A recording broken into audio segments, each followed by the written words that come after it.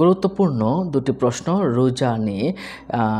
এই প্রশ্নগুলো অবশ্যই আমাদের জানা উচিত। সাহারি খেতে না পারলে রোজা হবে কি না, ফরজ গোসল না করে সাহারি খেলে রোজা হবে কি না, রোজা রেখে নাটক সিনেমা দেখলে রোজা হবে কি না। গুরুত্বপূর্ণ তিনটি প্রশ্ন উত্তর দেওয়ার জন্য আপনাদের সাথে আছি আমি মাওলানা কাজী আমিনাত আফিম।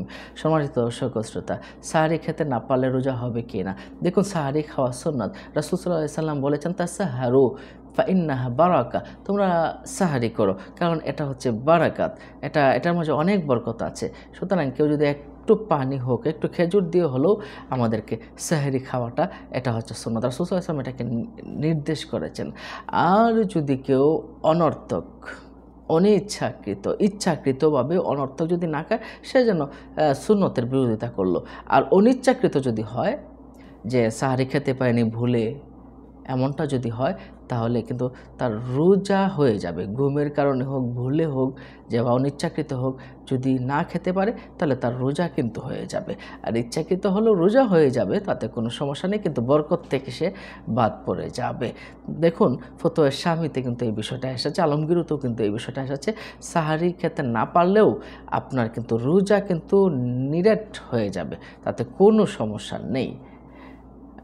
তবে এটা মনে রাখতে হবে যে আমাদের ইচ্ছাকৃতভাবে সাহারি না খাওয়াটা, এটা কিন্তু একসময় রোজা না রাখার মতো ভয়ঙ্কর হয়ে যেতে পারে। একদিন দুই দিন সাহারি না খাইতে আপনি একসময় হয়তো রোজার মাঝেও আপনি বললেন রোজা না রাখলেও মনে হয়ে যাবে। এজন্য ছোট ছোট জিনিসগুলো বাদ দিতে একসময় কিন্তু বড় জিনিসগুলোও কিন্তু মুসলমানরা বাদ দিয়ে ফেলে। এজন্য ছাড়াছাড়ি নয়, আপনি সাহারি অবশ্যই খেয়ে নেবেন, আর একান্তই না খেতে পারলে রোজা হয়ে যাবে। ফরজ গোসল না করে সাহারি খেলে সাহারি হবে কিনা, দেখুন গুরুত্বপূর্ণ একটা বিষয়। সাহারি এবং ফরজ গোসল দুটো আলাদা বিষয়। ফরজ গোসল যেভাবেই হোক, স্বপ্নদোষের মাধ্যমে হোক, স্ত্রী সহবাসের মাধ্যমে হোক, বা যেভাবেই হোক, এটা ফরজ গোসল করে নেওয়াটাই হচ্ছে মুস্তাহাব এবং উত্তম কাজ। সাহারির আগে অবশ্যই এটা করে নেওয়া উচিত, কিন্তু ফজরের নামাজ যদি না পড়েন তাহলে কিন্তু কবিরা গুনাহ করলেন। ফজরের সময় আপনি নামাজের টাইম হয়ে গেছে, কিন্তু আপনি সাহারি নিলেন না, এটা কিন্তু আপনার জন্য কবিরা গুনাহ হয়ে গেল। সম্মানিত দর্শক ও শ্রোতা, তাহলে আপনাকে সাহারি নিতে হবে। সাহারি আপনাকে ফরজ গোসল করে আপনাকে সাহারি নিতে হবে। যদি আপনি ফরজ গোসল না করতে পারেন, এক্ষেত্রে ফতোয়া শামিতে সহ বিভিন্ন ফতোয়ার কিতাবে এসেছে আগে ফরজ গোসল না করেও সাহারি নেওয়া যাবে। কারণ মা আয়েশা রাদিয়াল্লাহু তাআলা আনহা, ওনার থেকে একখান হাদিস আমরা পেয়েছি, রাসূল সাল্লাল্লাহু আলাইহি সাল্লাম ফরজ গোসল না করে তিনি কিন্তু সাহারি নিয়েছেন, সাহারি খেয়েছেন। কিন্তু ফজর নামাজের আগে অবশ্যই তিনি গোসল করে নামাজ পড়েছিলেন।